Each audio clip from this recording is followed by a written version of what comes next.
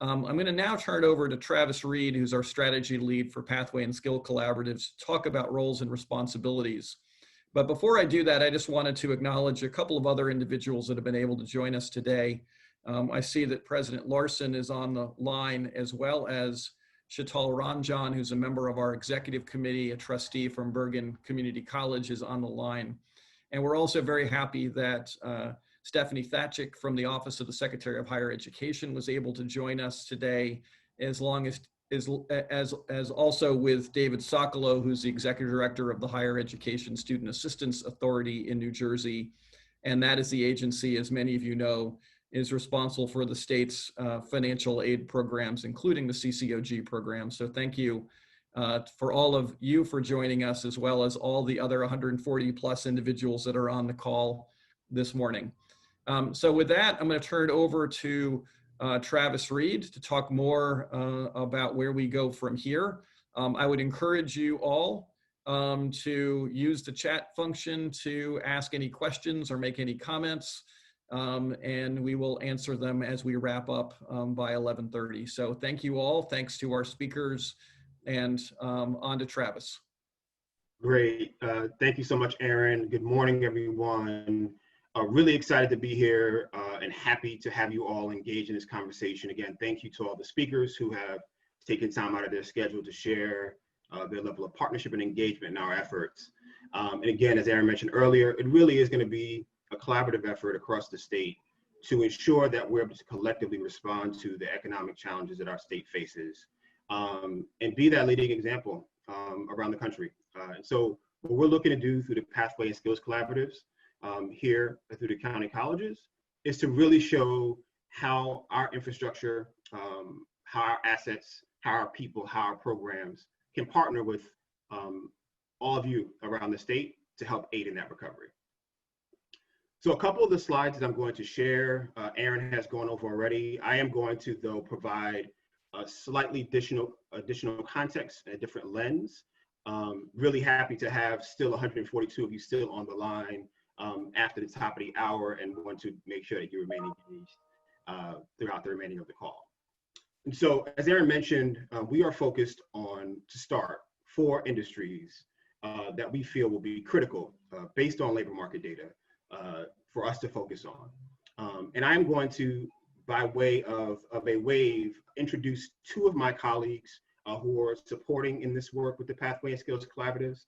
Zakir Mirza, who's been with the council for some time and has done a lot of the groundwork prior to Sandra and I joining around these collaboratives. And Zakir is a project manager for policy and workforce strategy.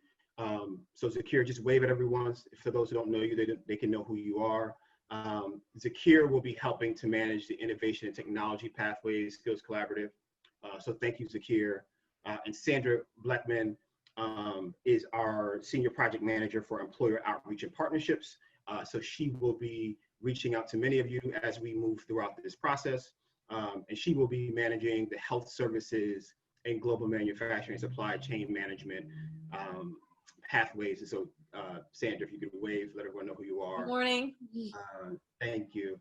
So really happy to have such great colleagues engaged in this work. Again, the data has led us to this point where we're looking at these 4 industries, and we wanted to make sure that there's support for the strategy, so the data gave us that. And so Aaron also shared the structure of the collaboratives. I'd like to go into this a little bit more without being redundant. The first box here on the left is the industry leadership team. This has been alluded to by a number of the speakers so far, but we feel it critical as we work on these Pathway and Skills Collaboratives to make sure that we have the voice of industry included in this work, that we are responding to their needs. And those needs are changing now, right? Which is why communication is so critical. You know, Loris mentioned in her comments earlier, just the rapid way in which the changing market has everyone planning for the future, but a bit unsure about how it will look. And so the industry leadership team is the body within the collaboratives that will be talking specifically about industry needs. We've already developed a couple of one-pagers with data that we've collected that's been pulled together by the Department of Labor in the past. You know, part of the work of our industry summits, which Catherine will tee up at the end of our call speaks specifically to how each of those, the data behind each of those industries and why we selected them. But our first task will be to understand whether or not those data points are still relevant and to understand what has changed on the ground since the onset of this year, the pandemic and the amount of disruption that's caused.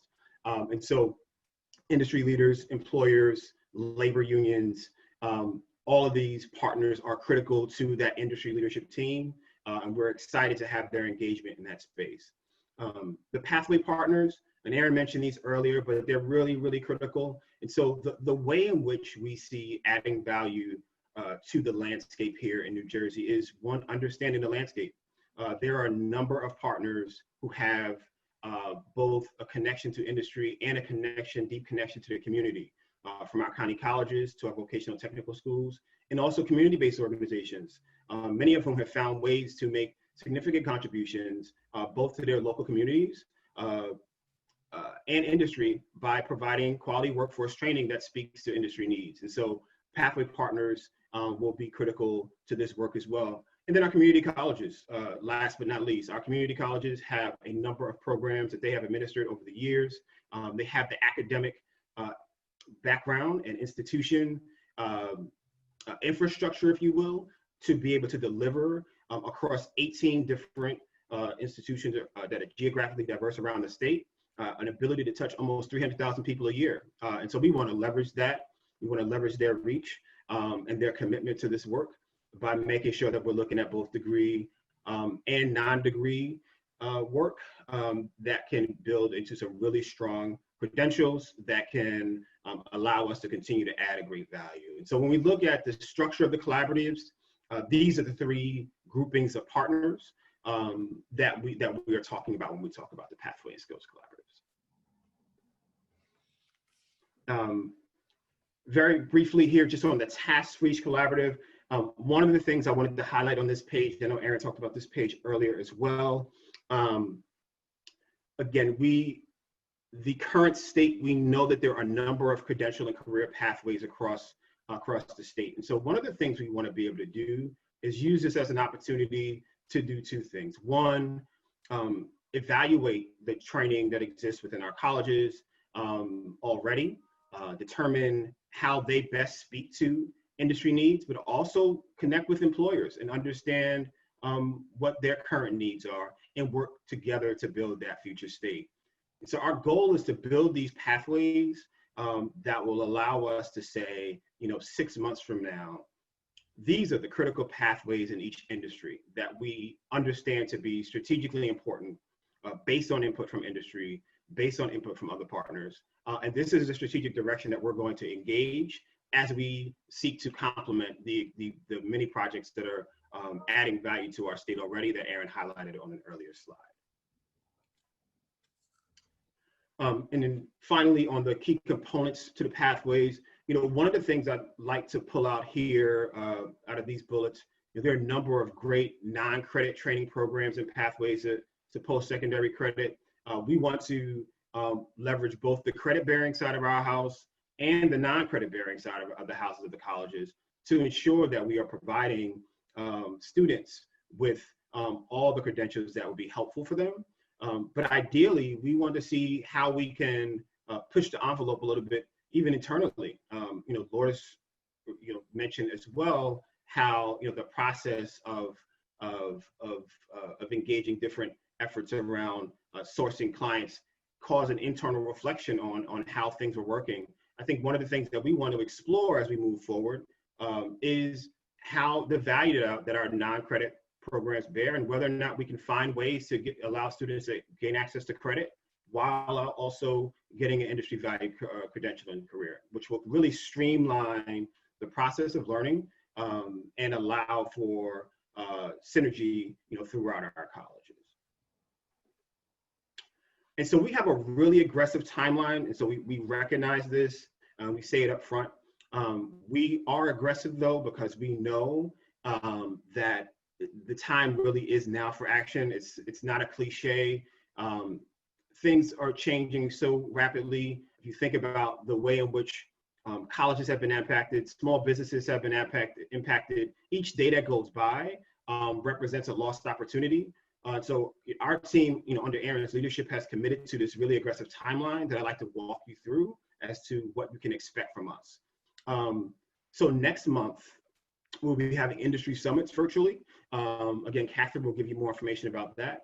But the idea is to start with our industry one-pagers and the data that we have to gather our partners and to have really targeted, meaningful conversations around information and to understand how that industry data will guide our ongoing efforts.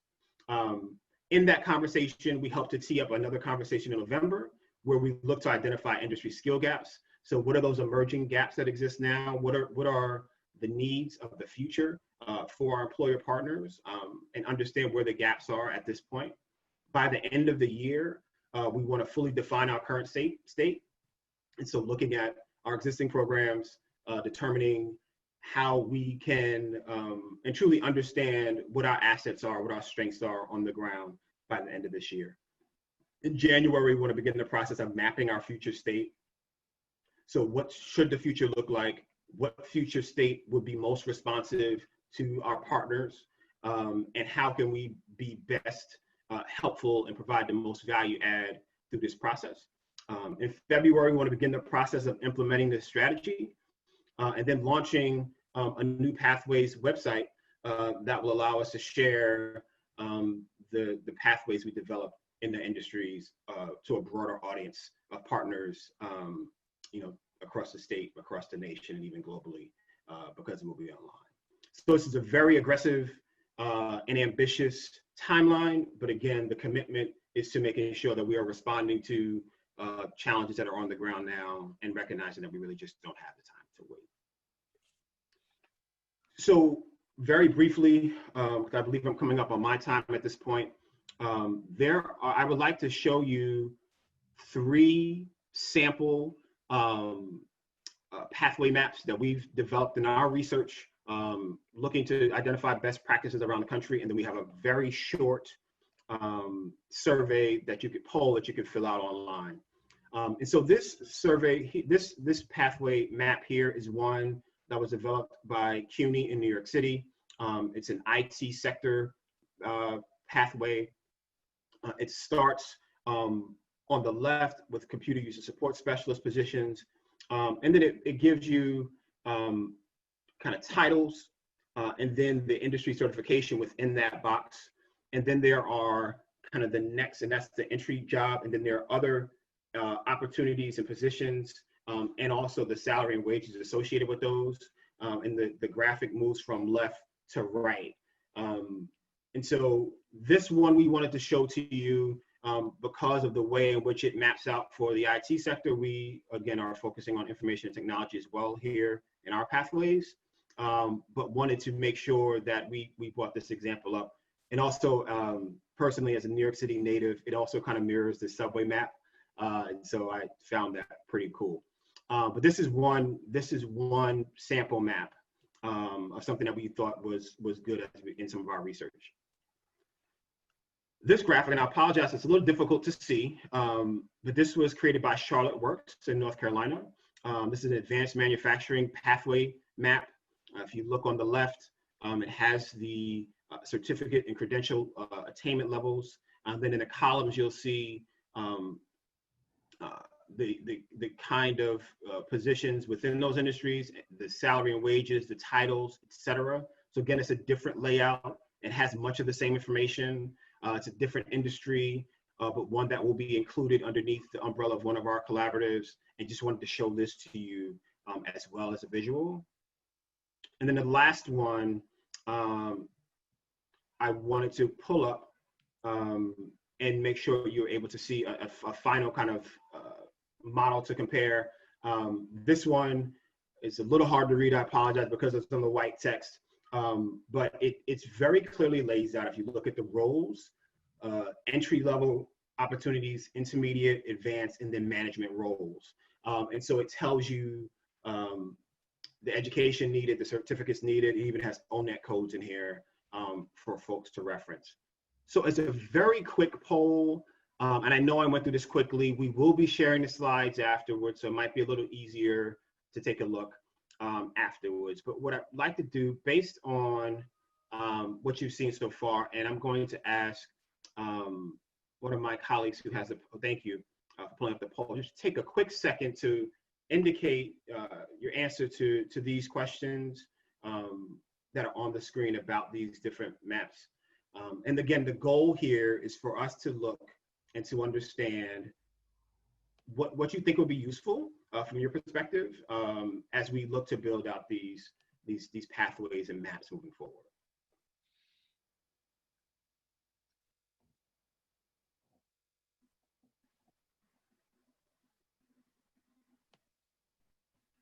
We'll give folks a few more minutes. We're about 30%.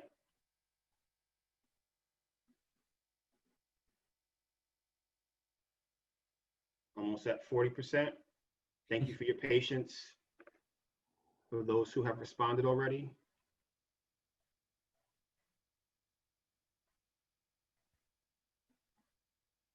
I should have planned for some Jeopardy music or something in the background while you're completing the poll, but appreciate everyone's engagement.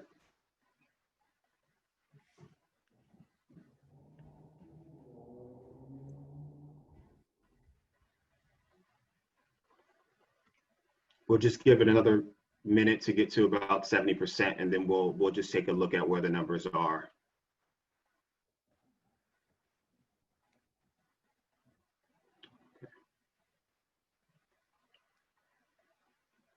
All right, so we have a critical mass now. So thank you for those of you who've responded. So we're sharing the results now. So it seems like there's a consensus that pathway map models such as the one that we've shared would be helpful. And then we also think it'd be helpful for students, for industry, and also for community-based organizations. Excellent, excellent, great. So thank you for your responses to that. We will take that information under guidance as we seek to build out our maps for our Pathways Collaborative, but more to come on that. Really appreciate your feedback. So really now the next thing is to invite you all to join us. If you would, there on our website, njworkforce.org/pathway and skills collaboratives. There you can sign up to be a part of the collaborative. We have a very short form for you to fill out. It's 5 very quick questions. It just allows us to capture some basic information on your industry, your title, the organization you represent, et cetera. As Aaron mentioned, we have about 16 or so colleges signed up for each sector already. And so we want to make sure that we have other partners joining them as well. So please feel free to do that. We really, this is going to be a collaborative effort, and really would look to have your engagement as we move forward. So please find some time to do that today. We'd love to kind of keep you abreast of next steps.